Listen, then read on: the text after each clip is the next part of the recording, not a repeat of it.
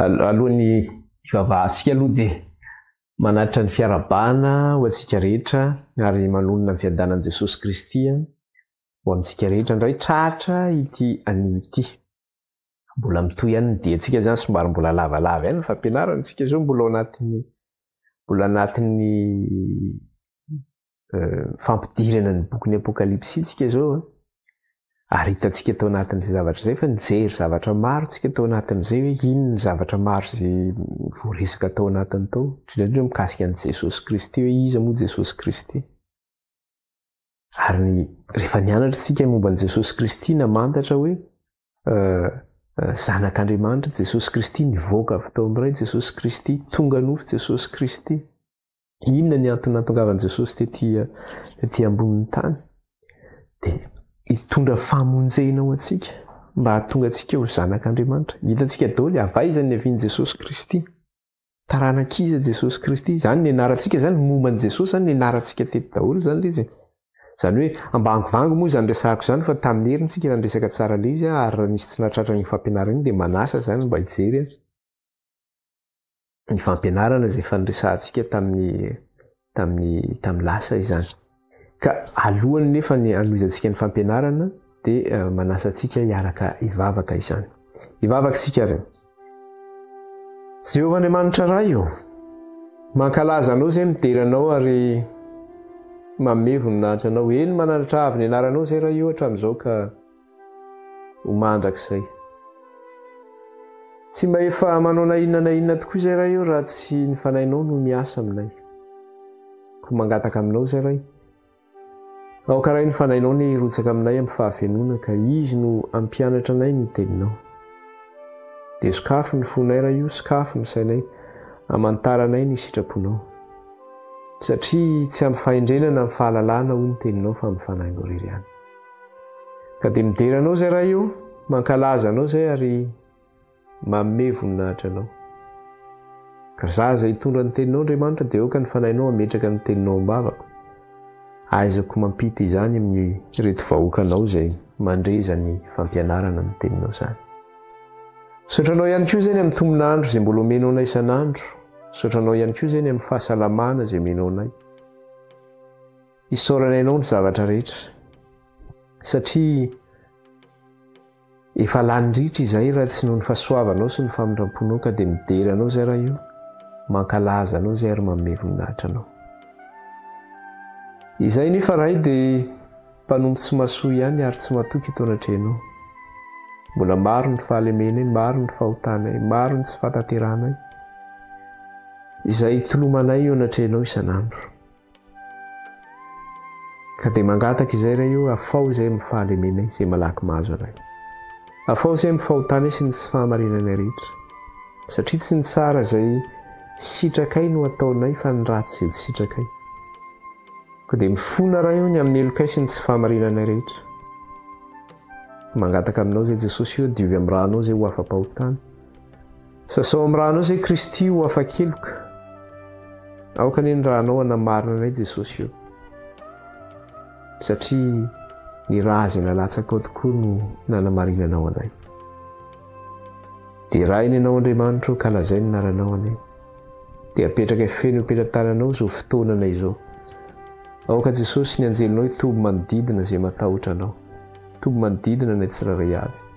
Aoka ny ranao Jesosy andrakotra ny fampianarana, andrakotra ny fitaovana rehetra izay ampiasainay, andrakotra ny tokantrano ny tsirairay avy izay mandray izao fampianarana izao, andrakotra ny fifandraisanay mba tsy hanana satana fahefanana izany tompo na dia kely azy.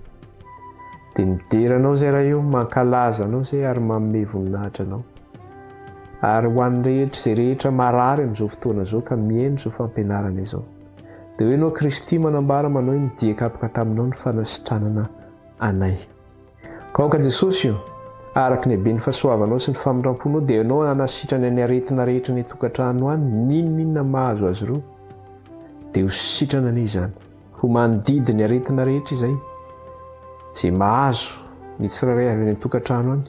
Ianao izay marary io dia tonono ny aretinao, dia ametrao tanana.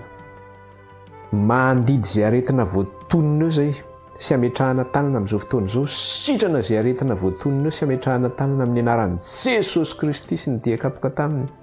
Mandidy ny aretina rehetra izay voatoninao izahay sy ametrahana tananao, sitrana izay aretina rehetra voatoninao sy ametrahana tananao amin'ny anaran'i Jesosy Kristy sy ny diakapoka taminy ary ny herin'ny fanahy masina.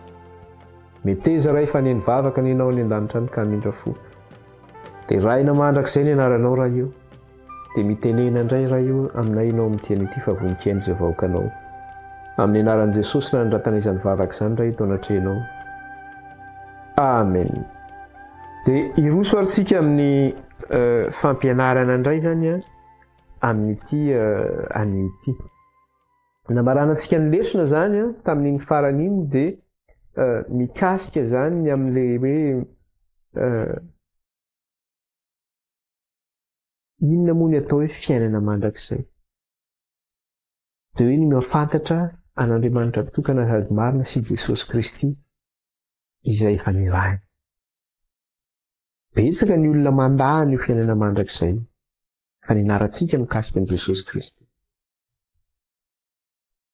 Izay mandray an'i Jesosy tombo sy mpamonjy ny fiainana dia izao vovovonjy izy satria Andriamanitra mihitsy no efa niteny manambara manao hoe fa toy izao ny tiavan'Andriamanitra n'izao tontolo izao. Nanomezany zanany lahy tokana izy mba tsy ho very izay rehetra mino azy fa hanana ny fiainana mandrakizay.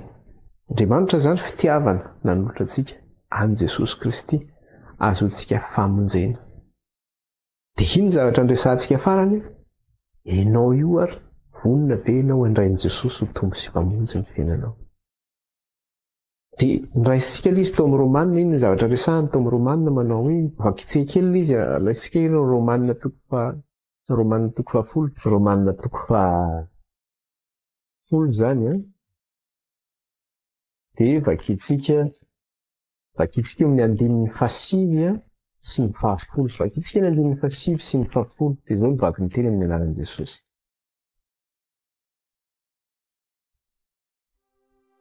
Satria raha manaiky an'i Jesosy tompo amin'ny vavanao ianao ary mino amin'ny fonao fa Andriamanitra efa nanangana azy tamin'ny maty, dia vovonjena ianao fa amin'ny fo no inoana azahoana fahamarinana ary amin'ny vava no anaikely azahoana famonjena. Dia ahoana izy? Satria raha manaiky an Jesosy tompo amin'ny vavanao ianao ary mino amin'ny fonao fa Andriamanitra efa nanangana azy tamin'ny maty, dia hovonjena ianao. Fa amin'ny fo izy no inoana azahoana fahamarinana ary amin'ny vava no anaikena azahoana famonjena. Raha mino amin'ny fonao zany ianao dia mahazo fahamarinana. Raha manaiky amin'ny vavanao zany ianao dia maizina mahazo famonjena zany. Dia eo zany lizy hoe Andriamanitra nanome maimai-poana an'i Jesosy Kristy izay rehetra mino azy dia tsy ho very fa azony ny fiainana mandrakizay. Tian'Andriamanitra zany tsy sitrak'Andriamanitra ny hafatesany ratsy fanahy fa ny ahavonjy azy ny sitrak'Andriamanitra. Ka raha mino amin'ny fonao zany ianao dia maninona? Mahazo fahamarinana. Raha manaiky amin'ny vavanao ianao dia maninona? Mahazo famonjena. Ka inona nefa no inonao amin'ny vavanao? Inona nefa no inonao amin'ny fonao sy ekenao amin'ny vavanao? Dia Jesosy Kristy io, ilay tompo sy mpamonjy azahoana famonjena ary finoana fa Andriamanitra no efa nanangana azy tamin'ny maty. Ka Satana dia tsy kely lalana satria nahoana? Satana zany tsy mba amelan'ny olona mihitsy anaika an'io. Ary misy olona reny ary rehefa misy olona reny voan'ny devoly dia rehefa mamoaka devoly eny ianao dia tondronao izy, roanao ilay devoly dia tonoiny hoe Jesosy. Fa tsy mavita izy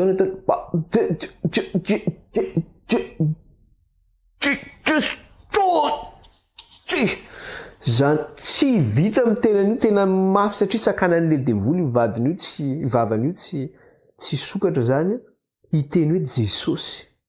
Satana manakana an'io tena tsy avelany io. Tsy satria nahoana? Raha manaiky ianao tsyna dia inona? Raha manaiky an'i Jesosy Kristy amin'ny vavanao ianao dia mahazo famonjena. Raha mino amin'ny fonao ianao zany dia mahazo fahamarinana. Ka iny zavatra namarana antsika ny lesona tamin'ny farany zany, ka alohan'ny dirantsika lesona amin'ny tian'ity ary dia raha mbola nisy indray tsy nanao tamin'ny farany iny dia manasanao amin'ny tian'ity zay mbola ny salasala na ny sakanany devoly mihitsy ary tsy tena amin'ny tian'ity anao mbola meny tompo hery dia manasanao. Zao tsara ilay zavatra teneniny teo averintsika lesy ary satria andiny fasivy satria raha manaiky an' Jesosy ho tompo amin'ny vavanao ianao ary mino amin'ny fonao fa Andriamanitra efa nanangana azy tamin'ny maty dia hovonjeny ianao. Zany hoe mila manaiky an' Jesosy amin'ny vavanao zany ianao. Dia zao no teneninao, izaho manaiky an' Jesosy Kristy tompo amin'ny vavako. Raha manaiky an'izay zany ianao dia mahazo famonjena ianao ary zany mino fa Andriamanitra efa nanangana azy tamin'ny maty dia mahazo fahamarinana zany. Hitanao zay eno ary vereno ary manaraka ianao amin'izao fotoana izao, za manaiky an' Jesosy Kristy tompo amin'ny vavako. Za manaiky an' Jesosy Kristy tompo amin'ny vavako. Za mino fa Andriamanitra efa nanangana azy tamin'ny maty. Za mino fa Andriamanitra efa nanangana azy tamin'ny maty. Raha nanao an'izay zany ianao ka vitanao ny teny an'izay dia mahazo famonjena zany ianao, mahazo fahamarinana zany ianao, dia mentsika voninahitra ny tompo. Alleloia, mbola voninahitra ny tompo. Ny tanjona moa zany amin'ny hoe anekenan' Jesosy tompo amin'ny vava sy noana fa Andriamanitra nefa nanangana azy tamin'ny maty dia zao hoe mba hahatonga antsika ho inona zany, hahatonga antsika ho zanak'Andriamanitra. Satria ny ten'Andriamanitra dia miteny hoe izay rehetra nandray azy dia nomeny hery ho tonga zanak'Andriamanitra. Ka izay zany ilay izy hoe raha ianao zany nandray an' Jesosy tombo sy mpamonjy ny fiainanao, raha ianao nandray an' Jesosy nino fa Andriamanitra efa nanangana azy tamin'ny maty, dia mampiditra an' Jesosy eo amin'ny fiainanao zany ianao, mba hanjakany Kristy eo aminao. Jereo fa rehefa voatononao izay zavatra rehefa fiainao vaovao no men'Andriamanitra anao manomboka amin'izao fotoana izao. Ka itoy zany tsika amin'ny lesona amin'ny boky ny Apokalipsy zany tsika. Itoy tsika amin'ny lesona ny boky ny Apokalipsy izany. Apokalipsy toko voalohany verina indray zany tsika ny amin'ny Apokalipsy. Inona ny zavatra Apokalipsy toko voalohany dia ny andininy fahadimy sy ny fahenina. Eo zany tsika izao eo ny lesona efa vitantsika zany tany aloha fa eo amin'ny andininy fahadimy sy ny fahenina zany tsika. Dia indrindra zany dia inona ny zavatra rehetra azy io. Satria izay no namarana antsika le fampidirana zany teo hoe mandray an' Jesosy ho tombo sy mpamonjy ny fiainana dia izay mihitsy ny zavatra resahany eto amin'ilay andininy fahadimy sy fahenina eto dia izao no teneniny. Apokalipsy toko voalohany andininy fahadimy sy ny fahenina. Dia hozy izy ary avy amin'i Jesosy Kristy vavolombelona marina sy lamatoan'ny maty ary lehibe ny mpanjaka amin'ny tany ho an'izay tiantsika ka namahantsika ho afaka amin'ny fahotantsika tamin'ny rany. Ahoana izy ary avy amin'i Jesosy Kristy vakitsika manomboka eo amin'ilay andininy faefatra. Izao no nanamangy ny fiangonana fito any Azia ho aminareo anie ny fahasoavana sy ny fiadanana amin'ilay ankehitriny sy taloha ary no avy ary amin'ny fanafito izay eo anolohan'ny seza fiandrianana. Ary avy amin'i Jesosy Kristy vavolombelona marina sy lamatoan'ny maty ary lehibe ny mpanjaka ny tany ho an'izay tiantsika ka namahantsika ho afaka amin'ny fahotantsika tamin'ny rany. Ho an'izay tiantsika. Jesosy Kristy ilay antsoina ihany koa hoe vavolombelona marina, antsoina ihany koa hoe lamatoan'ny maty, antsoina hoe lehibe ny mpanjaka ny tany. Izy no tiantsika ka namahantsika ho afaka amin'ny fahotantsika tamin'ny rany. Eo zany manambara izay zavatra nianarantsika rehetra izay mikasika an'i Jesosy Kristy hoe inona no antony nahatongavan'i Jesosy Kristy hitondra famonjena antsika. Ary tsy vitany hoe nitondra famonjena antsika fa nandatsaka ny rany teo amin'ny hazo fijaliana mihitsy izy. Satria raha tsy misy raha latsaka dia tsy misy famelan-keloka, tsy voavela ny elontsika. Ka nanolotra ny ainy mihitsy izy, maty hatramin'ny fahafatesana zany, nandatsaka ny rany. Satria nahoana izaho sy ianao ange ny nanoty. Dia itsika zany satria inona ny tambon'ny ota, fahafatesana ny tambon'ny ota. Dia itsika izay tokony ho faty zany, tsika tsy maty. fa raha marina ny lalatsaka ho antsika hanadiovana ny fahotantsika mba ho voavelany ilontsika zay de rehefa nandray azy ianao dia nomeny hery ho tonga zanak'Andriamanitra nandray an' Jesosy ho tombo sy mpamonjy ny fiainao zay aloha hoe zay mino azy manina no zay mino amin'ny fozy izy no mahazo fahamarinana no amarinina tamin'i Kristy tsika no amarinina tamin'ny rahany zanak'ondry sika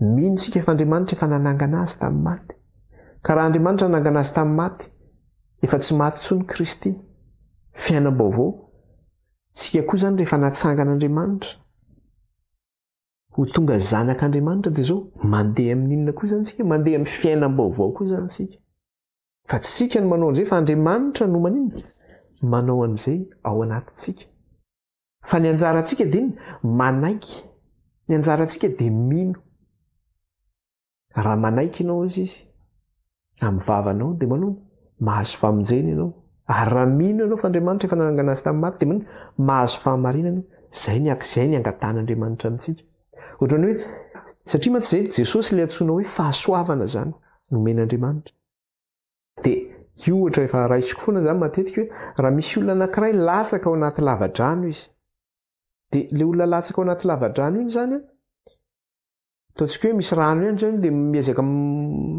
miezaka milomano eo zany izy miezaka milomano eo zany miezaka eo dia misy olona zany ery ambony ery mandefa tady ao fa apiko ianao meko tady ianao fa sotomo ty tady ty dia olona miteny vitako miakatra eo ka haiko manao fa tsy mila le tadinao nefa izy eo anatin'le lavadrano sahirana izy eo fa tsy hoe amin'le ampipo zany dia hoe vitako miakatra eto miezaka mifikitra amin'le vato amin'rindrina izy hoe hiakatra hono izy le olona manipo tady avy any ambony zany rasika ny olona iny ataontsika hoe Andriamanitra ny olona iny dia le tady ataontsika hoe Jesosy Kristy zany dia Andriamanitra zany mandefa le tady mandefa ny Jesosy dia hoe raiso io tady io dia vovonja ianao dia le hoe fa vitako e dia izay ny Jesosy Kristy tondra famonjena ho antsika Andriamanitra fitiavana fa anjarantsika zany izy hoe raha manaiky ianao dia mahazo famonjena raha manaiky raiso iny raiso Jesosy raiso Jesosy ho tompo sy mpamonjy ny fiainanao zany dia toizantsika le fanazavana hoe zay zany le izy hoe araka le teny teo amin'le andininy fahadimy dia hoe ary avy amin'i Jesosy Kristy vavolombelona marina sy lamatoa maty ary lehibe ny mpanjaka ny tany ho an'izay tiantsika ka namahantsika ho afaka amin'ny fahotantsika tamin'ny rany nanafaka antsika izy ho afaka amin'ny fahotantsika amin'ny rany sady efa nanao antsika ho fanjakana dia mpisorona ho an'Andriamanitra rainy ho azy anie ny voninahitra sy ny fanjakana mandrakizay mikasika ny resaka hoe nanao antsika ho fanjakana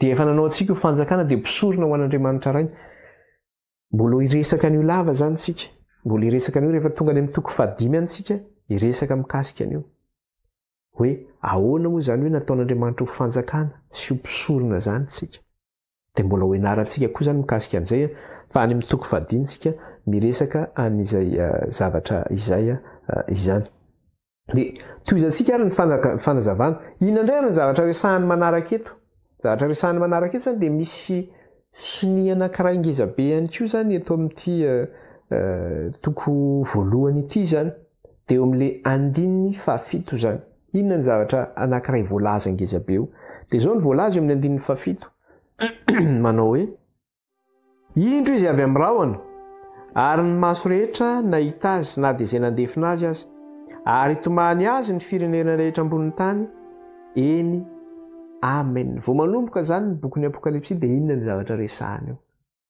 manambara izy ny fiavian'i Jesosy Kristy indray hoe ho avy Jesosy Kristy misy ny fiangonana izay manambarana zany fa be dia be koa ny fiangonana izay tsy milaza n'izany fiavian'i Jesosy zany nefa i Jesosy Kristy io zany ilay fanomboana teo amin'ny hazo fijaliana ilay nalevona nitoetra tao an-kibon'ny tany atelon'andro sy atelon'alina ilay Jesosy Kristy nitsangana tamin'ny andro fahatelo ilay Jesosy Kristy nakarina any an-danitra nipetraka eo ankavanan'Andriamanitra iny Jesosy iny zany dia zao mbola iverina indray izy ho avy izy ho avy ny Jesosy iny araka nambarana indro izy avy amin'ny rahona ozy izy ary rehefa ho avy izy dia toy izany ary ny maso rehetra hita azy na dia izay nandefina azy aza ary tomany azy ny firenena rehetra ambony tany eny amen. Jesosy iny ho avy zany fa rehefa ho avy izy dia zao ny maso rehetra ozy izy ahita azy. Dia io zany no resantsika indray zany amin'ny tian'ity mikasika ny hoe ahoana moa mikasika an'izany Jesosy ho avy zany hoe Jesosy iny mbola ho avy any amin'ny raolanitra. Ahoana no mikasika an'izany? Ao koa ny sasany nefa misy milaza manao hoe za fa nahita fahitanany amin'ny Jesosy Kristy ihany koa. Ahoana koa ny fisehon'i Jesosy raha miseho ihany koa Jesosy? Fa eto zany zavatra anankiray dia zao hoe ho avy Jesosy Kristy, hiverina izy zany. Ary rehefa ho avy izy, ny maso rehetra hita azy ozy izy. Oviana zany zavatra zany no avy. Na medaty ve Jesosy hoe oviana no avy? Dia ho hitantsika eo zany eo anatin'ny lesona zany mikasika an'izay zavatra zay zany. Fa ny zavatra anankiray dia tokony ho apetratsika zany, fanontaniana tena tokony ho apetratsika hoe raha ho avy ara Jesosy Kristy eny amin'ny raolanitra, amin'ny endrika manao ahoana ny fisehon'i Jesosy Kristy eny amin'ny raolanitra? Amin'ny endrika manao ahoana? Moa ve ilay endrika nahitan'ny apôstôly azy no ahitany, no ahitantsika azy amin'izay fotoana izay, sa amin'ny endrika hafa no ahitantsika any Jesosy Kristy? Marihana ihany koa nefa fa Jesosy Kristy dia nilaza. Satria raha vao miteny hoe ho avy Jesosy Kristy, dia Jesosy dia nampitandrina. Inona fampitandremana nataon'i Jesosy Kristy? Nampitandrina Jesosy Kristy hoe izy Kristy sandoka sy mpaminany sandoka. Ka rehefa Andriamanitra zany miteny ny marina, dia Satana manao Satana misandoka foana. Satria io nge mitovy amin'ilay zavatra nitenentsika teo ihany hoe raha sena manaiky an'i Jesosy amin'ny vava ianao dia sakanan'ny Satana ianao tsy teny anaiky an'ny vavanao, aza manaiky, aza tononona amin'ny vavanao zany.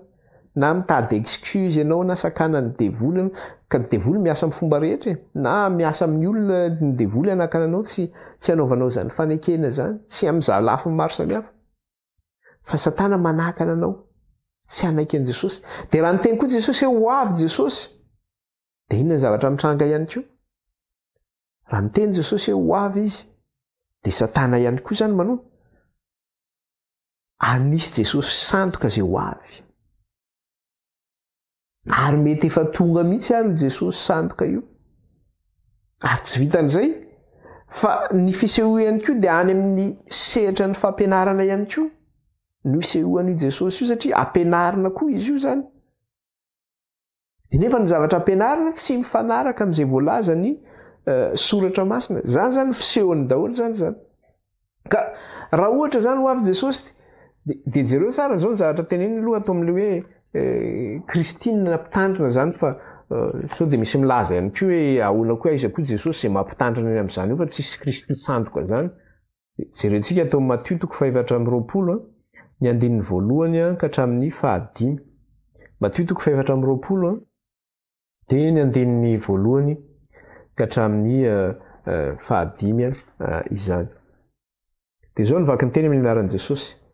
Ary no niala teo an-kianjan'ny tempoly Jesosy dia nandeha, ary ny mpianany nanantona azy ampizaha azy ny rafitry ny tempoly. Ary izy namaly ka nanao taminy hoe tsy hitanareo va ireo rehetra ireo? Lazaiko aminareo marina tokoa tsy havelisy vato hifanongo eto ka tsy horavana. Ary nipetraka teo tendrombohitra oliva izy dia nanantona azy mangingina ny mpianany ka nanao hoe lazao aminay izay andro ahatongavana izany, ary izay ho famantarana ny fiavianao sy ny fahataperany izao tontolo izao. Ahoana izy ny mpianatra? Lazao aminay izay andro ahatongavana izany, ary izay ho famantarana ny fiavianao sy ny fahataperany izao tontolo izao. Eto zany izy dia manambarany amin'iny hoe manambarany amin'ny hoe fiavian'i Jesosy Kristy zany. Jesosy mihitsy zany no miteny eto aloha zany. Miresaka ilay Kristy sandoka tsy rehefa avy eo fa tonga dia lasa tafiresaka tamin'ity indray aloha zany, fa tsy maninona mihitsy lesy fa mitoy ihany ilay lesontsika zany eo anatin'ny 4:20. Fa ny zavatra anankiray zany dia zao hoe raha voalaza zany aty amin'ny bokin'ny Apokalipsy manambara manao hoe indry izy avy amin'ny rahona ary maso rehetra ahita azy hoe ho avy Jesosy Kristy. Tsy hoe zavatra vaovao nge zany. hoe tapoka fa na tamin'ny andron' jesosy kristy ara tamin'ny fahavelon' jesosy kristy teto antany tamin'izy niaraka tamin'ny mpianatra dia efa nambarany kristy tamin'ny mpianany zany hoe ho avy a tsy hoe zavatra vaovao zany ny mpianatra zany nalalan'izay zavatra zay ny fiangonana voalohany zany nalalan'izay zavatra zay ny nahavariana fotsiny zany dia zao hoe nahoana no tsy mba niresahana tamin'ny eglizy zany nahoana ny tsy niresahana zany tsy voaresaka tany amin'ny eglizy zany kanefany voalaza jesosy mihitsy ny mpianatra eto manontany an' jesosy nany lazao aminay izay andro atongavany zany ary izay ho famantarana ny fiavianao sy ny fahataperany zao tontolo zao eo zany misy rafitra angizabe mipetraka zany io zavatra anankiray zany aloha dia zao hoe zavatra resahany dia hoe oviana ny fiavianao ary faharoa manaraka zay dia oviana ny fahataperany zao tontolo zao zavatra efa nilazany jesosy zany zavatra zany ary nampametra-panontaniana ny mpianatra oviana no avy ianao jesosy ary oviana ny fahataperany zao tontolo zao dia ao amin'ny andininy fahaefatra ary jesosy namalika nanao taminy hoe mitandrema fandrao isy hamitaka anareo fa maro no avy amin'ny anarako ka hanao hoe izao no kristy ka maro no voafitany eo zany hoe le fiavian' jesosy zany dia mifandray amin'inona zany le fiavian' jesosy mifandray amin'ny fahataperany zao tontolo zao zany le fiavian' jesosy kristy mifandray zany satria raha nanontany ny mpianatra dia hoe oviana ny fiavianao sy ny fahataperany zao tontolo zao misy fandraisany zany reo le hoe amin'ny fiavian' jesosy sy ny fahataperany zao tontolo zao dia eo ihany koa jesosy dia miteny rehefa nanontany an'izay ny mpianatra nanao hoe lazao aminay ary ny andro atongavany zany ary zay famantarana ny fiavianao sy ny fahataperany zao tontolo zao dia jesosy inona ny zavatra nytenenin' jesosy voalohany mitandrema fandrao isy hamitaka anareo zay zany nytenenin' jesosy mitandrema fandrao isy hamitaka anareo tonga dia fampitandremana nomen' jesosy satria satana zany tsy kely lalana dia tonga dia fampitandrema no tenenin' jesosy mitandrema fandrao isy hamitaka anareo fa maro no avy amin'ny anarako hanao hoe izao no kristy ka maro no voafitany satria amin'ny mampianatra anao dia ilay hoe ho avy jesosy dia mba na mpianatra any dia ho avy kristy izany mba tsy ho faly ianao ve mahainao an'izany tsy mba ho faly ianao fa tadidio tsara zay fampitandreman'i kristy zay fa zay no napetrany voalohany zay mitandrema fandrao misy hamitaka anareo fa maro no avy amin'ny anarako ary maro no voafitany dia miteny amintsika fa amin'izao fotoana zao nge misy zany za mijery documentaire amin'ny télé io asa raha mba mijery artetsika zay mahita an'le hoe arte télévision iny moa zany inona ny zavatra misy io miresaka documentaire izy miresaka le any Russie zany any amin'ny côté ny Sibérie le izy raha tsy diso any dia misy hoe jesosy tonga dia tonga ao amin'le toerana zany le jesosy any dia lasa misy communauté zany io lasa misy fivondron'olona mipetraka zany io ireo zany vahoakan'i jesosy kristy ireo dia inona le akanjony akanjo fotsy dia lava volo izy dia misy volombavy izy fa zao efa ela be izy ny tonga teto ngamba fa ataontsika hoe fa tsy efa roapolo mety ngamba efa roapolo taona mahery angambany izy iny fa zavatra olona tsotra izy dia rehefa avy izy lasa hoe jesosy zany fa le izy jesosy miantitra aloha na zany azy fa jesosy ny zareo zany le izy fa tsy jesosy tsika zany fa jesosy angeka ny teny manao hoe mitandrema fandrao isy hamitaka anareo mitandrema fandrao isy hamitaka anareo dia misy zany zany zavatra zany amin'izao fotoana zao misy koa hitantsika amin'le efa misy fotoana nalaza be moa le hoe sekta monina reny zany ary amin'izao fotoana zao mbola misy zany dia hoe izy zany le messia zany dia nefa hoana inona zavatra nisy nefa maty le monina maty izy dia ahoana koa zany Jesosy maty zany dia zao le zanany indray mantimby azy dia ahoana koa zany maro no avy amin'ny anarako izy ilaza hoe izao no Kristy ary maro no voafitany na ny Madagasikara raha misy tsaratsara milaza fa izy no Mesia. Tsara nareo mino azy hoe mino ve nareo fa Mesia zany izy fa inona ny ambaran'i Jesosy Kristy inona ny ambaran'i Kristy averiko tsara izy ary Jesosy ka namaly ka nanao taminy hoe mitandrema fandroisa mitaka anareo fa maro no avy amin'ny anarako ary izao no Kristy fa maro no voafitany. Zay zany le izy dia zao ny zavatra misy anefa mba tsy ahavoafitaka atsika zany dia zao hoe Jesosy nanome hamantarana hoe ahoana no afantaranareo ilay tena Kristy satria maro no mpamitaka raha miteny zany misy ny resahana teo ohatrany hoe atao le monina atao le tsy haiko Volovski sa izy ny anarany tsy tadidiko tsara le anaran'le any Russie teo dia ao koa ny milaza ny tsaratsara Madagasikara fa jerentsika zany fa Jesosy nanome famantarana ka reny olona milaza azy fa Kristy reny zany dia manoana ao anatin'le famantarana nomeny Jesosy Kristy ve izy ary Jesosy ve fa tonga amin'izao tsika misy fotoana izao fa tonga ve Jesosy dia jerentsika zany le famantarana inona le famantarana nomeny Jesosy Kristy hamantarantsika manao hoe izy tokoa le tena Kristy dia zao tohizantsika le vaky teny eo amin'ny 9 ka hatramin'ny 9 zany dia inona zavatra resahana dia zao ny tenenina ary andre ady sy filazana ady ianareo koa mitandrema aza matahotra fa tsy maintsy ho tonga izany nefa mbola tsy tonga ny farany.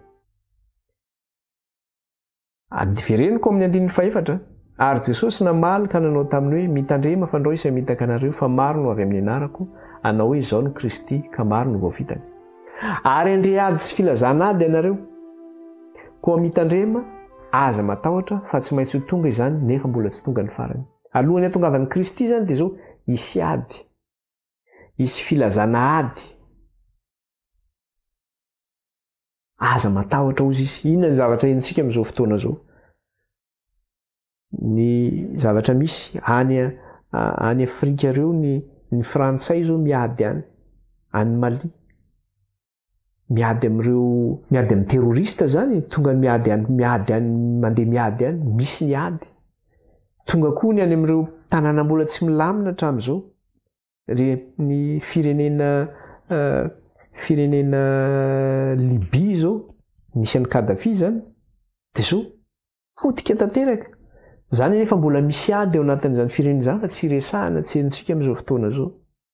Ny any Iraka mbola misy zany ady zany ny any Syria mbola misy zany ady zany misy ady mandre ady ianao mandre filazana ady ianao any amin'ny côté-ny Ukraine iny mbola misy zany ady zany tsy resahana zany fa zay mibana ny sehatra any maninona moa reo amin'izao fotoana zao reo no tonga leo Biélorussie be dia be ny migrant tsoka avy any Afghanistan avy any amin'ireo avy any Syrie avy any Iraka sy ny karazany mitsoka inona mitsoka ady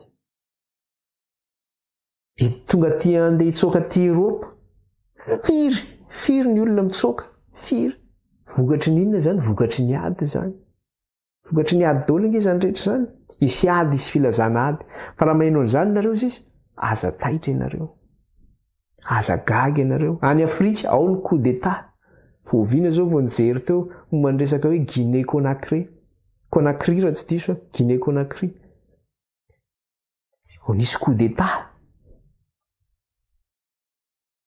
miaramila ny fidiana colonel ny fidiana tao dia iny dia nanonga-panjakana dia milaza hoe hanao ny justice amin'ny firenena dia nefa ny olona izay matiny zareo tsy hitana ny fatiny aza nafeniny zareo tsy fantatra hoe naninona ny nafenina le faty mitaraina ny fianakaviana ady daholo zany rehetrarehetra zany ny any Madagasikara ny dalo mamono any tanàna ny ady ngy zany andre ady nareo andre filazana ady ianareo misy zany hoe io zany misy manera ary tsisy toerana zany tsy aenonao an'io zany manerana an'izao tontolo zao zany andre ady sinao sy filazana ady fa ozy ny tompo ko amitandrema aza matahotra ny am'izany ianareo aza matahotra fa tsy maintsy ho tonga izany nefa mbola tsy tonga ny farany tsy hoe efa misy ady any mandray antsika de tonga ny farany atahotra ny aza matahotra ny am'izany fa mbola tsy tonga ny farany ozy izy de toizantsika ihany le vaky teny de inona koa zavatra mbola misy koa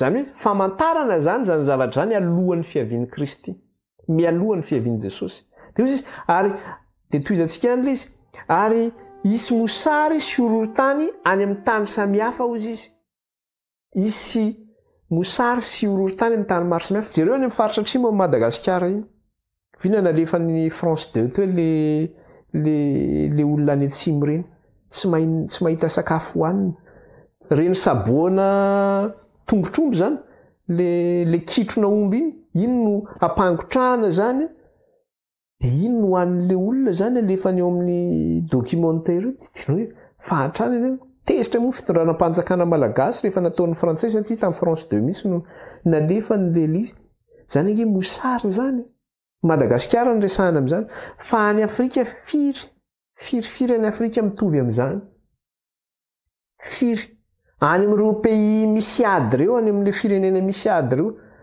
firy ny zaza tsy manana sakafo hohanina feno de nefa aty amin'ny firenena mandroso aty de mialatsiny amin'ny fitenenana ny sakafo de dakaniny alika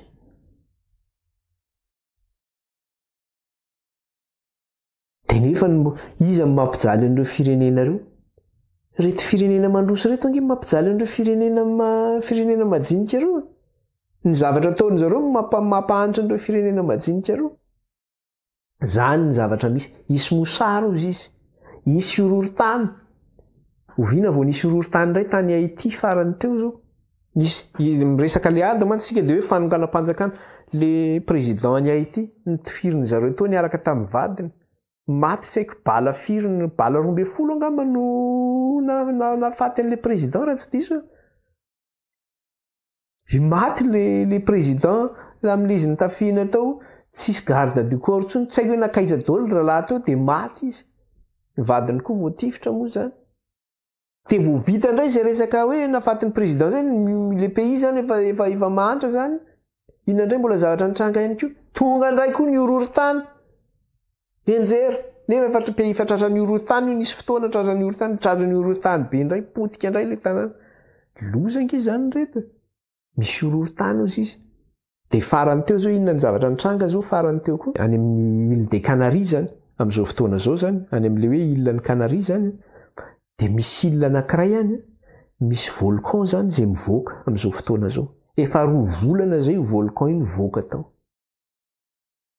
de rehefa mivoaka io volcan iny efa ny anaoana le laviny iny zany no mikorina makany amin'ny ranomasina iny de mampitombony habean'le île zany le lavy zany satria lasa misy tany mitatra zany de ny zavatra mitranga de zao tsy vitany hoe mipoaka le volcan fa rehefa mipoaka le volcan de zao lasa misy horohorontany matetika eo amin'le toerana amin'le volcan mandeha foana zany de lasa misy horohorontany tsy vitan'ny horohorontany fa le cendre volcanika na le lavenina n'le oentin'le setroka n'le volcan zany mandeha makany amin'ny rano sotroina reny tsy azo sotroina ny rano simba n'iny cendre iny lavenina iny no sakafo hohanina désemparé ny olona tsy hitan'izay atao inona natao amin'ity zavatra ty miandry izy hoe tamin'ny ela farany mba nisy zao de mba teo amin'ny filazany azy teo 10 andro raha tsy diso ao izy izy ty zany zao fa 2 mois zany efa 2 volana ny oatra ny 10 andro zany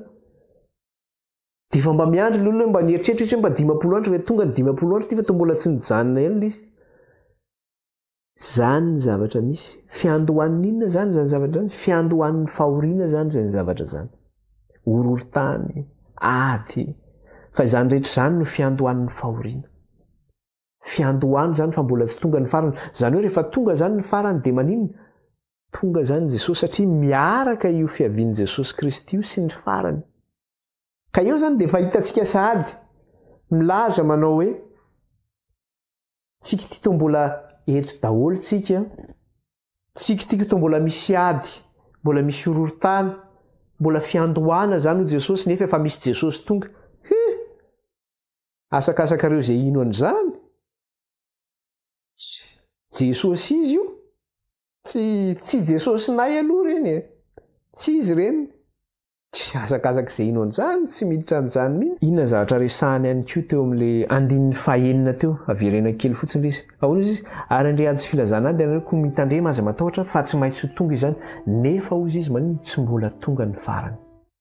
Zany hoe izy zavatra io zany mialoha zany ireo zavatra reo, fa tsy mbola tonga zany le farany. Reo ny mialohan'ny zavatra rehetra zany, mialohan'ny fiavian'i Kristy, mialohan'ny farany zany izy reo. Inona indray ny zavatra misy? Satria zay zany ny zavatra hitantsika hoe zay ny zavatra hitantsika etỳ tany zany.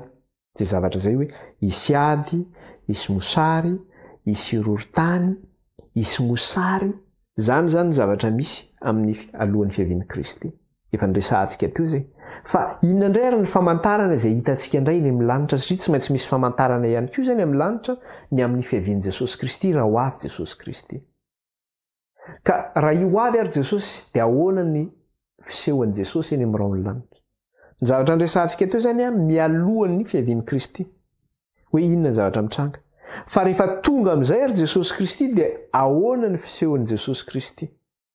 Dia eo amin'io Mateo 7:20 ihany no milaza anazy, dia ny 7:20. Dia ahoana izy 7:20? Fa tahaka ny elatra avy any antsinanana ka hita hatrany andrefana dia ho tahaka izany ny fiavian'ny zanak'olona. Inona moa ilay hoe elatra avy any antsinanana ka hita hatrany andrefana? Rehefa avy ny orana iny misy tselatra zany. Dia mipoaka varizy, hitanao ohatria hitanao avy aty amin'ny ankavanana aty izy dia hitanao amin'ny ary amin'ny ankavianao ary izy. Zany hoe izay jeren'ny masonao zany dia izay ny hitanao. Raha ohatra zany za eto Frantsa zany mijery zany ny lanitra, misy zavatra mitranga hoe elatra avy any antsinanana hitaka hatrany andrefana. A Madagasikara koa zany mahita an'izay elatra avy any antsinanana izay ka hita hatrany andrefana. Manerana an'izao tontolo izao zany mahita an'izay. Dia ohatran'izay zany ny fahitanao ny fiavian'i Jesosy Kristy. Tahaka ny elatra avy any antsinanana ozy izy ka hita hatrany andrefana. Zany hoe za eto mahita ny fiavian'i Jesosy Kristy amin'ny hery sy ny voninahitra lehibe zany. Ny amin'ny Madagasikara koa mahita an'i Jesosy Kristy amin'ny hery sy ny voninahitra lehibe. Ny any Amerika mahita ohatran'izay. Manerana an'izao tontolo izao zany mahita an'izay zavatra izay zany. Satria tena mikery sy voninahitra lehibe no isehon'i Jesosy Kristy. Eo amin'ny 1:30 izy no miteny an'izay zavatra izay. Izao no teneny 1:30. Tsy ho tsara ilay zavatra naikio resahako teo fa amin'ilay 5:20 azafady. 5:20 dia ny 1:30. Dia izao no teneny eo amin'ilay 1:30 ka hatramin'ny 7:30. Dia hozy izy: ary raha tonga ny zanak'olona amin'ny voninahiny, arahiny anjely rehetra dia hipetraka eo ambony seza fiandrianany voninahiny izy. Izany hoe rehefa ho avy zany Jesosy, satria eo ilay hoe tahaka ny elatra avy any antsinanana izy ka hita hatrany andrefana, dia tahaka izay ny fiavian'i Kristy. Ilay hoe ny eto Frantsa mahita azy, ny a Madagasikara mahita azy, ny any amin'ny firenena hafa mahita azy avokoa amin'izay hery sy voninahitra lehibe izay zany. Dia eto izy dia teneny: ary raha tonga ny zanak'olona amin'ny voninahiny, arahan'ny anjely rehetra dia hipetraka eo ambony seza fiandrianana voninahiny izy. Amin'ny voninahiny zany no hahatongavan'i Jesosy Kristy. Dia iny arahan'ny anjely rehetra avy any an-danitra. Dia miteny antsika misy anjely be lehibe nanaraka ny raha tsaratsara aloha hitanareo. Taiza? Aiza no hitan'izany? Miresaka an'izany ve izao tontolo izao? Tsy iza ny anjely nanaraka ny raha tsaratsara? Iza ny anjely nanaraka le Jesosy nilaza fa izy ny Kristy tonga ny Rosia io? Iza ny anjely nanaraka ny monina? Iza daholo ireo anjely be dehibe ireo milaza fa izy ny Kristy? Io zany dia fahitanao sady zany le fitaka zany. Eo fahitanao sady le fitaka milaza hoe izao ny Kristy. Ka mametraka le izy atao anatin'ny soratra masina, satria tsy mivoaka zany tsika fa atao amin'ny soratra masina iny no mametraka anazy. Teny zavatra resahany eto dia izao hoe: ary raha tonga ny zanak'olona amin'ny voninahiny, zany hoe amin'ny voninahiny zany ny hatongavany, arahan'ny anjely rehetra, mipetraka amin'ny seza fiandrianany voninahiny izy, ny anjely rehetra manaraka azy. Pon'ny lanitra nge zany manaraka azy zany. Ny anjely rehetra manaraka azy dia toy izany le vaky teny: ary ny firenena rehetra angoniny eny antrehany dia anavaka azy izy tahaka ny mpiandrondry anavaka ny ondry amin'ny osy ary ametraka ny eo amin'ny akavanana izy ary ny osy amin'ny akaviana zany hoe anangona zany izy anangona ny olom-boafidy zany izy amin'ny fotoana io zany aniraka ny anjelina izy ka raha aniraka ny anjelina Jesosy Kristy anangona ny olom-boafidy taiza efa nahita ve ianao anjelina anangona ny olom-boafidy taiza tsy nahita an'izany tinga le mivakitsika teo leo amin'ny 720 dia 1:30 teo ary amin'ny ampanenona mafy ny trompetra dia aniraka ny anjelina izy ary angoniny ireo olom-boafidy any amin'ny vaza-tany efatra hatramin'ny faravodilanitra zany hoe rehefa tonga zany ireo anjelina dia anangona ny olom-boafidy manerana ny vaza-tany efatra zany hoe manerana n'izao tontolo izao zany tonga zany ny anjelina mandeha manaka ny olom-boafidy zany tsy mbola nahita anjely iny isy anjely avy any an-danitra le anjely nahita anjely ve nareo tsy anjely io tsy mbola misy zany zavatra zany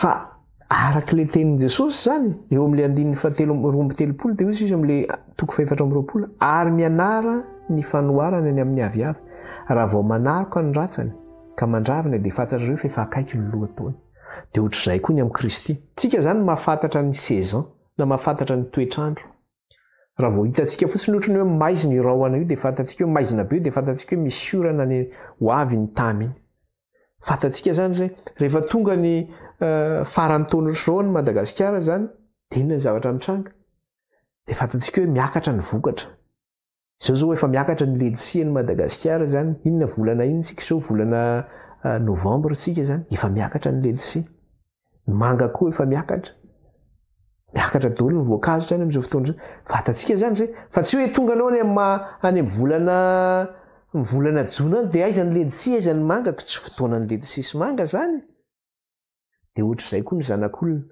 rehefa ho avy Jesosy Kristy dia izao fa nanome famantarana izy inona ny famantarana nomeny Jesosy ny famantarana nomeny dia izao hoe rehefa ho avy izy dia izao ny famantarana misy alohan'ny fiaviako izy dia efa miteny izy hisy mosary hisy filazana ady hisy horohorontany dia rehefa ho avy Jesosy eny amin'ny raony lanitra dia inona ny zavatra mitranga arahany anjely rehetra izy amin'ny voninahiny izy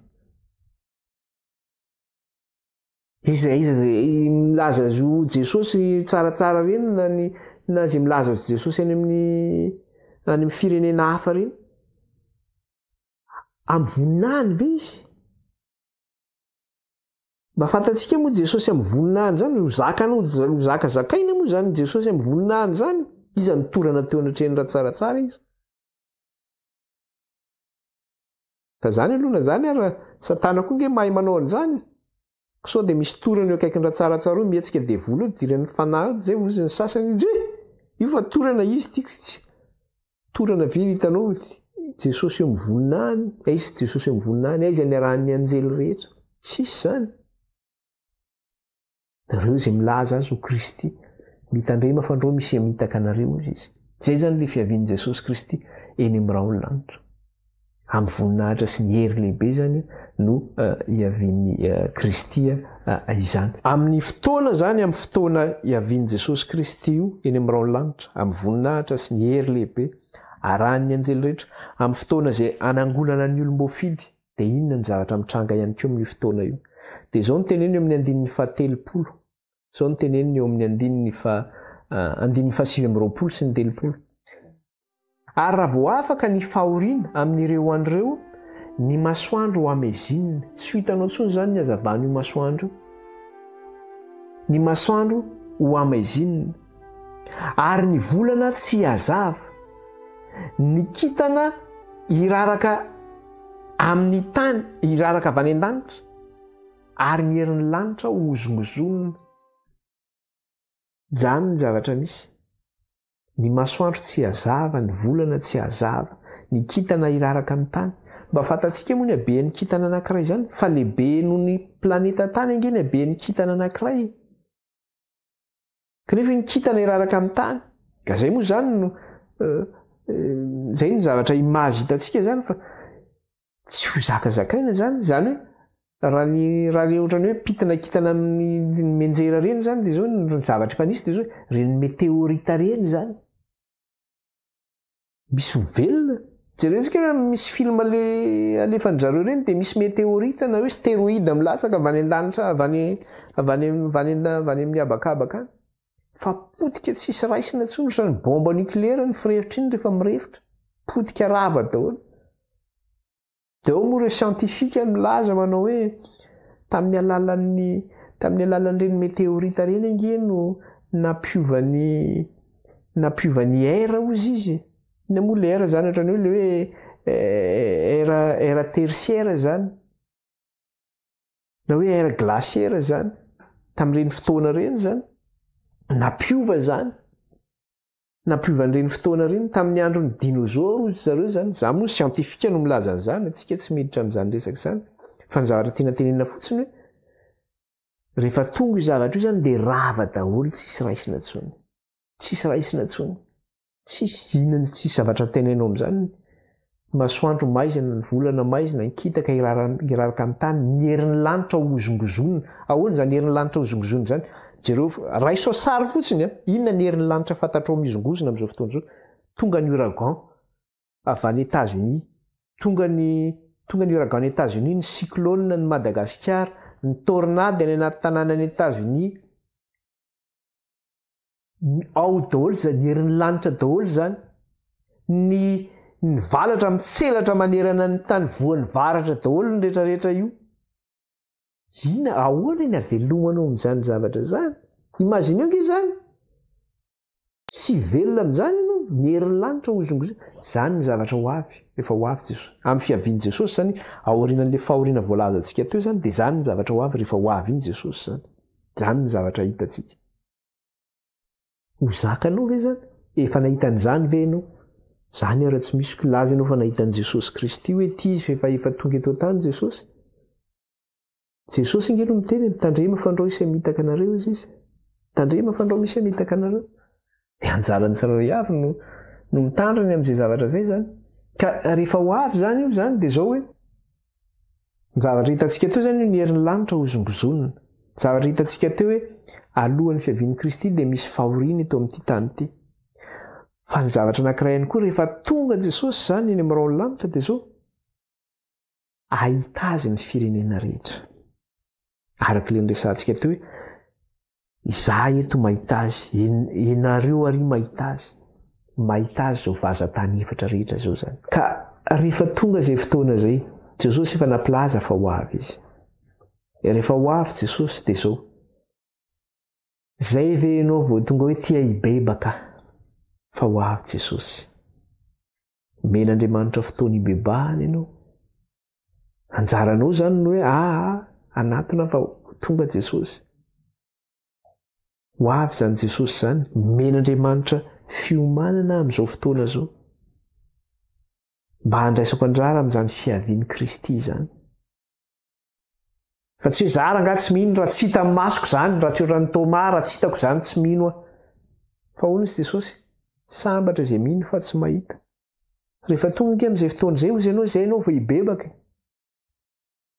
nga misy fotoana hibebahanao antsony amin'izany nga misy mandray ny fivavaka ao antsony any an-danitra any Jesosy ary efa midina amin'izay fotoana zayko satria Jesosy ange ny asan'i Jesosy amin'izao fotoana zao araka ny resantsika de hoe mpisorona be izay mandray ny fifonatsika ao amin'ny fitoerana masina any an-danitra ka raha Jesosy zany midina etỳ an-tany zany andray ny olom-boafidy ho any amin'iza ny vavaka ao any de eo ianao vao hibebaka tsisy fanafany tsony tsisy fanafany tsony zany zao ny fotoanandro hibebahana zao ankehitriny ozy izy voalaza any amin'ny Davida any raha mahin'ny feoka ianareo aza manamafy ny fonareo izy ankehitriny raha mahin'ny feoka ianareo aza manamafy raha mahin'ny feony ianareo de aza manamafy ny fonareo fa amin'izany fotoana zany ny ovelona de zao ny olom-boafidy no ovonjeno satria nahoana ny oloko marina izy izy hovelon'ny finoana amin'izay fotoana zay zany sy niainany nino an' Jesosy izy sy nampiarany teo amin'ny fiainany ny finoanan'i Jesosy Kristy sy ny fahamarinana zay ny raisiny de rehefa tonga zay zavatra zay efa hananany ao anatiny izay zavatra zay, ny oloko maro no velon'ny finoana ao izy ny soratra masina. Ireo zany no voavonjy amin'izay fotoana zay. Dia anjarantsika zany zay, fa ho avy Jesosy Kristy io zany. Dia ny olom-boafidy moa dia ahoana zany? Satria ho alaina ny olom-boafidy dia alain'ny tompo hoentiny eny amin'ny habakabaka, eo amin'ny tompo eny amin'ny rao lanitra zany. Jerentsika kely aty amin'ny Tesalonianina voalohany aty izy miresaka an'izy io zany. Tesalonianina voalohany a, toko 4. Aty amin'ny epistilitsika zany. Tesalonianina voalohany a, toko 4. Ny andininy 7:10 ka hatramin'ny 9:10. Tesalonianina voalohany, toko 4, ny andininy 3:10 ka hatramin'ny 9:10. Dia efa hitantsika vakina amin'ny anaran'i Jesosy.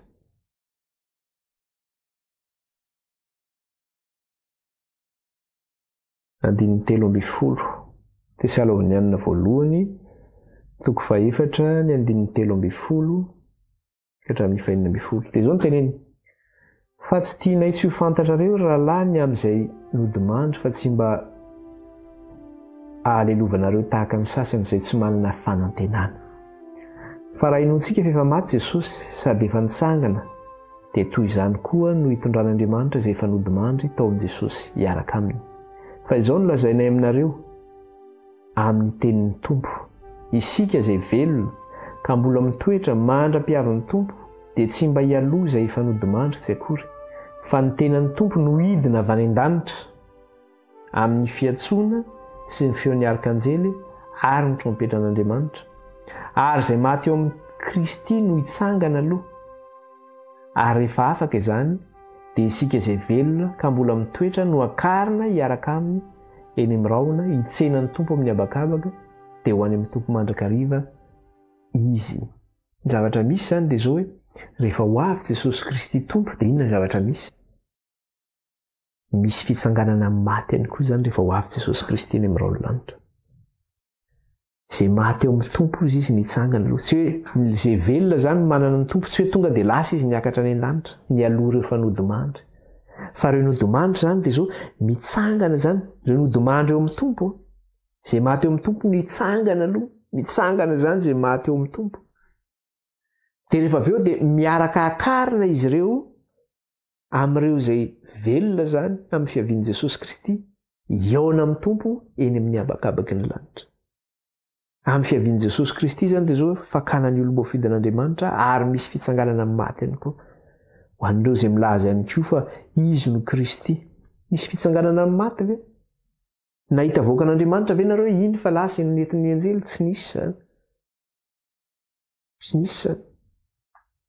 Fa zay izy hoe Jesosy nampitandrina satria fa fantatra Kristy dia mimelola izy, mitandrema ao izy. Fandrao misy hamitaka anareo. Velenantsika inge ilay vaky teny teo amin'ny Matthieu 4:20. Dia ahoana izy eo amin'ilay andininy 4 dia izao no teneniny amin'ilay andininy 4 nivakitsika teo. Ary Jesosy namaly ka nanao taminy hoe mitandrema fandrao isy hamitaka anareo. Fa maro no avy amin'ny anarako anao hoe izao no Kristy ka maro no voafitany. Tandrema fandrao isy hamitaka anareo. Misy zany io famitana io ary Satana no manao an'io amin'ny lafiny rehetra zany. Fa izao Jesosy efa nampitandrina antsika, nampilaza antsika hoe ahoana ny fomba fisehony, inona ny zavatra mitranga. Dia nampiseho izy, misy mialohan'izany rehetra zany dia izao hisy ady, hisy filazana ady, hisy horohorontany, hisy miosary. Fa mbola tsy tonga ny farany izy fa zany rehetra zany ny fiandohan'ny fahoriana. Rehefa tapitra ozy izy io fahoriana io dia inona ny zavatra mitranga? Ny herin'ny lanitra ozy izy hozongozonina ozy izy. Hozongozonina, ny masoandro tsy hazava, ny kintana iraraka amin'ny tany, ny volana tsy hazava, ny herin'ny lanitra hozongozonina ozy izy. Dia rehefa vita indray izay zavatra izay dia manao hoe tonga ny zanak'olona mikery sy ny voninahitra lehibe arahan'ny anjely rehetra, petraka eo amin'ny seza fiandrianan'ny voninahitra izy. Dia izy arahan'ny anjely rehetra iny maniraka ny anjely izy anagnona ny olom-boafidy eran'ny vazantany efatra, ny maso rehetra hita azy ozy izy. Midina, eran'ny vazantany efatra midina zany. Midina zany ny anjely maka ny olom-boafidy. Rehefa maka ny olom-boafidy iny, ny maty nitsangana izay maty eo amin'ny Tompo. Dia miaraka akarina ireo eo amin'ny Tompo eny amin'ny habakabaka ny lanitra. Zany ny zavatra ho avy rehefa ho avy Jesosy. Ty va hoe Jesosy ny ary ambany vohatra any nary dia any izy fa mila makany. Fa raha misy miteny anao hoe mila makany ianao dia ahoana ozy izy Jesosy miteny izy hoe eny an-dranomanelatra hoy ny Jesosy dia tonga daholo pon'ny Tananarivo midina makany an-dranomanelatra. Na hoe ery barika 5 hoy ny Jesosy tonga daholo ny pon'ny Tamatavy makany barika 5. Na hoe any 10 pointy dia lasa makany 10 pointy. Na hoe any Mazengady eo mibaobaba be hoy ny Jesosy dia tonga mibaobaba be daholo ny olona rehetra. Na teo Antsirabe dia hoe migara hoy ny Jesosy dia tonga eo migara daholo. Fa hono sy Jesosy mikasika an'izay zavatra zay. Dia zao ny zavatra tenenin' Jesosy mikasika an'izay 7:20. Vakitsika ny 7:20 ka hatramin'ny 7:20 ka hatramin'ny 7:20 dia zao ny teneniny. Fa izy Kristy 7:20 fa raha misy manao aminareo hoe indro aty Kristy na indro ary aza mino ianareo. Averiko tsara Jesosy mihitsy miteny koa raha misy manao aminareo hoe indro aty Kristy na indro ary aza mino ianareo. Fa izy Kristy sandoka sy mpaminany sandoka hitsangana ka haneo famantarana lehibe sy fahagagana. Vita fahagagana zany io Kristy sandoka io. Ary ny mpaminany sandoka ihany koa izay mitory an'io Kristy sandoka io dia mahavita fahagagana ihany koa izy. Dia izy ary izy Kristy sandoka sy mpaminany sandoka hitsangana ka haneo famantarana lehibe sy fahagagana. Ary raha azo atao na ny olom-boafidy aza dia ho fitahany. Izay nge ny tanjon'ny Satana ny hamitaka anao hoe fa manana an' Jesosy io tombo sy mpamonjy ny fiainanao dia avy ianao na eny hoe izy ary amin'ny kianja malalaka ny Komary izy na ary amin'ny kianja Makiary izy dia iny fa lasa daholo. Fa Jesosy miteny raha misy manao hoe indro aty Kristy na indro ary aza mino ianareo. Jesosy no miteny eto zany tsy mpianatra akory no miteny Jesosy tenany mihitsy no miteny eto. Indro ary aza mino ianareo, indro aty Kristy aza makany ianareo. 7:20 indro voalazako aminareo raha teo izany ary amin'izany raha misy manao aminareo hoe indro any anefitra izy aza makany ianareo hoe hatry amin'ny efitrano atsy izy. Ndao fa Jesosy attention raha misy milaza aminao zany hoe Jesosy eo amin'ny efitrano io dia efa teny soady malaky dana mandeha malaky efa le Kristy sandoka zay. Raha misy manao aminareo indro any anefitra izy aza makany ianareo, indro any amin'ny efitrano izy aza mino. Fa tahaka ny elatra avy any antsinanana ka hitatrany andrefana dia ho tahaka izany no fiavian'ny zanak'olona. Aza mino n'izany zany. Tena zary tena nahitan'i Jesosy tato an-trano izy. Dia tena hoe iza moa ianao ty? Zary Jesosy. Jesosy marina moa tena faly aho. Za ve jesenao Jesosy, za zay mpanota ty ve sehoanao Jesosy? Dia mba haroso sakafo ary aho. Dia sakafo ato an-tranoko fe ianao Jesosy dia iny dia niarany sakafo tamin'i Jesosy dia niresaka raha misy milaza anao indro any amin'ny efitrano izy aza mino. Jesosy no miteny an'izany fa tsy za. Aza makany indro any anefitra aza mino.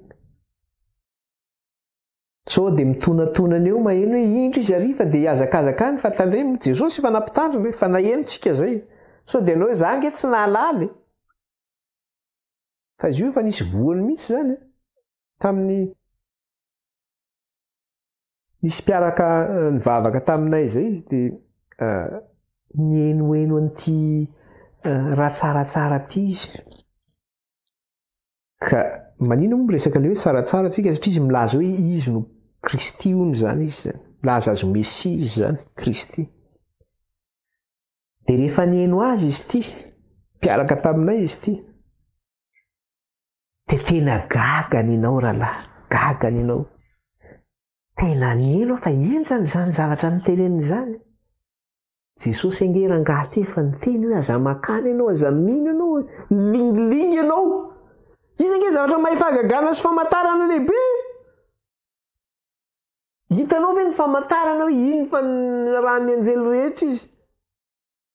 mino anao dia rehefa tsy mihaino tenin'i Jesosy ianao dia ao ianao ka zay nge le teneny teo hoe na ny olom-bo fidy aza dia ho fitahana ozy izy zay nge zavatra teneny teo e andininy faefatra am'roapolo inona zavatra teneny teo andininy faefatra am'roapolo fa izy Kristy sandoka sy mpaminany sandoka hitsangana ka aneo famantarana lehibe sy fahagagana ary raha azo atao na ny olom-bo fidy aza dia ho fitahany tena voafitaka mihitsy le rahalahy io lasa tsy hitatsony izy avy eo tsy hitatsony izy satria nahoana nanongilana ny sofiny amin'izay tsy tokony henoina nandeha tany amin'ny toerana izay tsy tokony aleha mahatonga Jesosy miteny hoe aza makany ianareo aza minonareo misy antony ange zay e fa tsy inge mafy loha io ohatra ny Adama sy Eva ihany ozy Andriamanitra hoe aza hinananareo ny azo eo volony sa fa amin'ny andro izay nananareo izany dia ho faty ianareo dia inona nataony lasa izy nihaino ny Satana izy nanongilany sofiny dia nihinana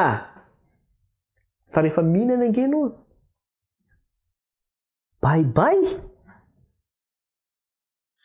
aza manongilana sofina korina mijery fitaka lehibe zany fa na ny olom-bo fidy aza dia ho fitahana tandrema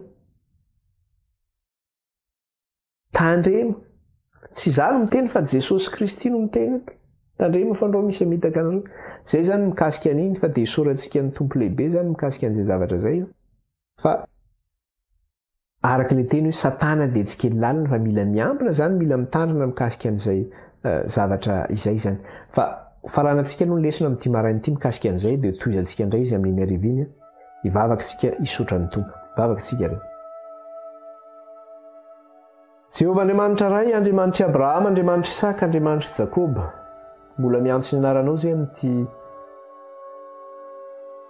atoandro ity ray io misaotra anao zany amin'ny nampianaranao anay ny teninao manamasina anay ray ny amin'ny teninao ny teninao ny fahamarinana sorato am-pony ray ny teninao ry ataovy ao an-tsaina eny ary eo ka ray tsy hompian'ny mpanadino izay fa hopakatoy ny teninao dia ray namandrak'izay ny anaranao raha io ankalazaina ny anaranao ka noho izany fampianarana izany raha io dia oka ny mba tsy ho voafitaka intsony izay amin'ny fampianaran-diso tsy voafitaka izay amin'ny fandrika ilay ratsy ka andeha hanongilany sofina na hijery izay tsy tokony enona satria no fa nampilaza fa izy Kristy sandoka sy mpaminany sandoka ary maro no voafitany ka mampitandrina anay ianao tompo ary izany indrindra ny fampianarana ny boky ny apokalipsy fanambarany Jesosy Kristy dia ao anatin'izany no ahitana izany fampitandrenana izany ka dia misaotra anao izay tompo tsara indrindra dia raina inaranao ane misaotra Andriamanitro fa nomeno tombony izay nahafantatra izany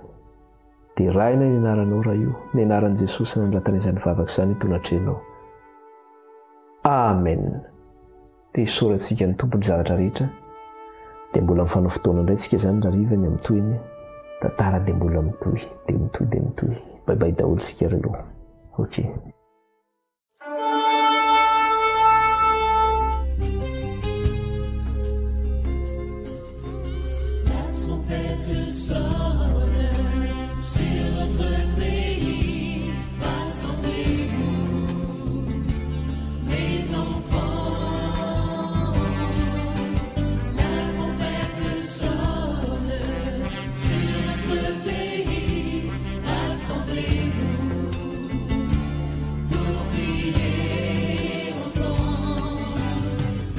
She